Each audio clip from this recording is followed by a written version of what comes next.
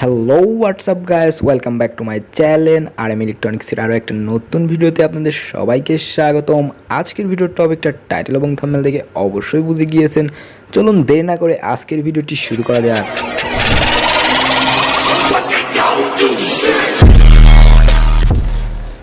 তো গাইস, আমাদের এই মিনি ইনভার্টারটি তৈরি করতে এই ধরনের একটি চার্জার লাগবে। তো এটি একটি নষ্ট চার্জার। এই ধরনের চার্জার আপনাদের বাসা বাড়িতে অনেক সময় দেখা যায় যে পড়ে থাকে। তো এইটাকে এখন আমরা চার্জারটিকে খুলে নেব। তো খুলে নেওয়া হয়ে গেলে এখন আপনারা এই যে সার্কিটটা বের করবেন। তো বের করে একটু লক্ষ্য করলেই দেখতে পারবেন যে এর উপরে একটি ছোট্ট ট্রান্সফরমার রয়েছে। তো এইখান থেকে জাস্ট আমাদের এই ট্রান্সফরমারটি প্রয়োজন হবে। তো এটাকে আমরা এখন তাতালের সাহায্যে খুলব।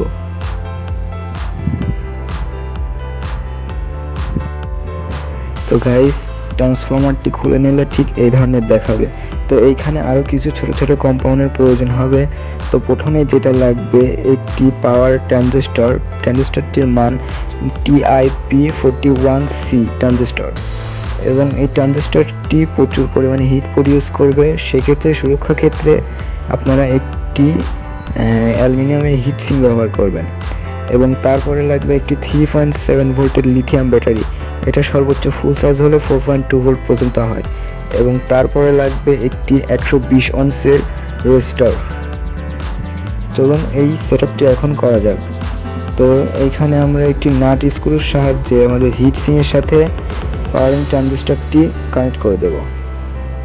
তো গাইস, এখন আমাদের ইনভার্টার সার্কিটটি তৈরি করা যাক।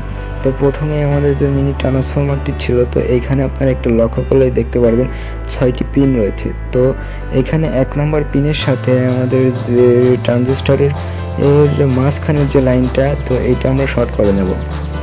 তো শর্ট করা হয়ে গেলে এখন আমরা 2 নম্বর পিন এবং 6 নম্বর পিনের সাথে আমাদের রেজিস্ট্যান্সের কানেকশনটা দিয়ে দেবো। তো কানেকশনটা দেওয়া হয়ে গেলে এখন আমাদের 5 নম্বর পিনের সাথে আমাদের রেজিস্টারের যে বাম সাইডের যে লাইনটি ছিল, তো ওইটা কানেক্ট করে দেবো। তো এখন মোটামুটি এদিকে কানেক্ট করার কাজ শেষ হয়ে গেলে এখন আমাদের আউটপুটের অর্থাৎ 220 ভোল্ট লাইন বের হবে। তো সেই সাইডের কাজ করতে হবে।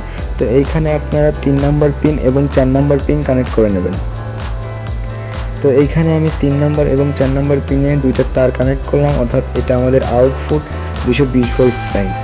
তো এখন আমরা আপনাদের কম্পাউন্ডটি ঠিক অর্থাৎ আপনাদের সার্কিটটি ঠিক এই ধরনের দেখাবে। তো এইখানে মোটামুটি কাজটা কমপ্লিট করা হয়ে গেছে। এখন শুধু আমাদের ব্যাটারি কানেকশনটি দেওয়া বাকি রয়ে গেছে। তো চলুন এখন আমরা ব্যাটারি কানেকশনটা দিয়ে দেবো। তো গাইস, এখন আমরা আমাদের যে ব্যাটারির মাইনাস লাইনটি রয়েছে, তো মাইনাস লাইনটি আমাদের ট্রানজিস্টরের যে ডান সাইডের একটি লাইন ফাঁকা ছিল, তো ওইখানে দিয়ে দিলাম। তো এখন দিয়ে দেওয়ার পরে এই পুরো পাওয়ার সাপ্লাইটা আমাদের কন্ট্রোল করার জন্য একটি সুইচের প্রয়োজন হবে। তো এইখানে আমি একটি ছোট্ট 4 কোণা সুইচ ব্যবহার করতেছি। তো এখন আমরা প্লাস লাইনটিও আমাদের যে ট্রান্সফরমারের 2 নম্বর পিনটি ছিল, তো 2 নম্বর পিনটির সাথে আমাদের যে ব্যাটারির যে লাইনটি সংযুক্ত করে দেব।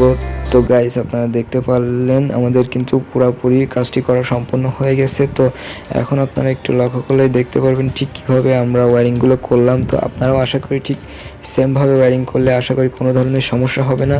তো এখন জাস্ট আমাদের যে আউটপুট যে লাইনটি 220 ভোল্ট লাইন তো বের হবে। তো এইখানে জাস্ট একটি টুকিন লাগিয়ে দেখতে হবে, অর্থাৎ হোল্ডার লাগিয়ে পুরো লাইনটাকে আমাদের চেক করতে হবে যে আসলেই কিনা, আসলে আমরা কি সাকসেস হলাম কিনা। তো তার পূর্বে আপনাদেরকে একটি 220 ভোল্টের একটি 100 ওয়াটের লাইট জ্বালিয়ে দেখাচ্ছি আমাদের এসি লাইনে। তো গাইজ দেখতে পাচ্ছেন আমাদের লাইটটি জ্বলতেছে। তো আমি এই সেম লাইনে আপনাদেরকে একটি 18 ওয়াট এলইডি লাইটও জ্বালিয়ে দেখাবো।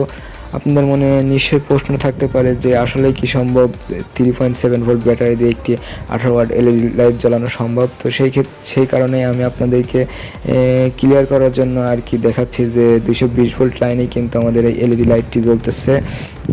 তো এখন আমরা এই এলইডি লাইটটি আমাদের যে মিনি যে আমরা ইনভার্টারটি তৈরি করলাম, তো এইখানে লাগিয়ে দেখাবো। তো তার পূর্বে আমরা এইখানে একটি হোল্ডার কানেক্ট করে নিচ্ছি।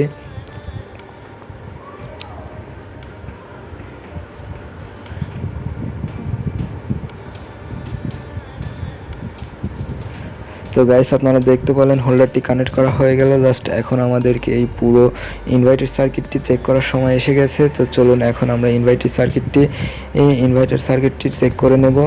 তো গাইস দেখতে পাচ্ছেন সুইচ চাপ দিলেই আমাদের লাইটটি জ্বলে উঠতেছে, অর্থাৎ পাওয়ার পৌঁছানোর সঙ্গে সঙ্গেই কিন্তু আমাদের ইনভার্টার সার্কিটটি কাজ করতেছে। তো ভিউয়ার্স একটা জিনিস খেয়াল রাখতে হবে, আপনি যদি এই লাইটটা দীর্ঘ সময় চালাতে চান তো সেই ক্ষেত্রে কিন্তু আপনাদের ট্রানজিস্টরটি প্রচুর পরিমাণে হিট প্রডিউস করবে। তো সেক্ষেত্রে কিন্তু আমাদের ট্রানজিস্টরটি নষ্ট হয়ে গেলে আর লাইটটি কাজ করবে না। তো সেই ক্ষেত্রে আপনারা এখানে একটু বড় মাপের হিটসিঙ্ক ব্যবহার করবেন। আর একটা কথা মনে রাখবেন যে এই লাইনটি ওভারলোডে কিন্তু কাজ করবে না। তো এইখানে আপনি কিন্তু 18 ওয়াটের নিচেই জিনিস ইলেকট্রনিক্স যে ডিভাইসগুলো চালাতে পারবেন। তো 18 ওয়াটের বেশি হলে কিন্তু ইলেকট্রনিক্স ডিভাইসগুলো চালাতে পারবেন না। তো ভিউয়ার্স এই ছিল আজকের ভিডিও। আর ভিডিওটি যদি ভালো লেগে থাকে তাহলে অবশ্যই লাইক কমেন্ট শেয়ার করবেন। আর আপনি যদি আমার চ্যানেলে নতুন হয়ে থাকেন তাহলে অবশ্যই সাবস্ক্রাইব করে পাশে থাকা বেল আইকনটি প্রেস করে রাখবেন। তো গাইস ভিডিওটি পুরোপুরি দেখার জন্য আপনাদেরকে অসংখ্য ধন্যবাদ।